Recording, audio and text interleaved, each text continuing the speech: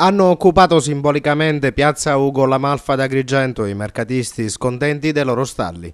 La disposizione dei nuovi posti per il mercatino settimanale non sembra essere stata ancora accettata da tutti i commercianti che dopo quasi 3 mesi di sospensione avevano ripreso con le loro attività di vendita lo scorso venerdì.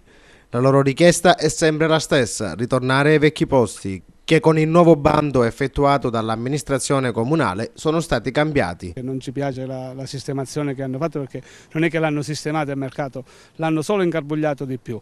Secondo che l'assessore Messina venerdì scorso ha visto che la situazione era pessima, non si poteva montare perché non avevamo né i metraggi, non avevamo niente, proprio era disastrato il mercato. E una settimana ancora aspettiamo una risposta.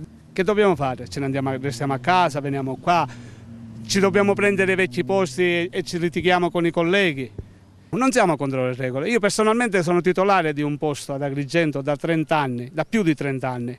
C'ho un documento, quindi non vedo perché dovevo fare il bando, che era una cosa che chi la sente, c'è in tutta Italia. Io sfido chiunque, l'assessore, il sindaco, a trovare in tutta Italia a trovare un altro mercato, io titolare di licenza, a fare di nuovo il bando.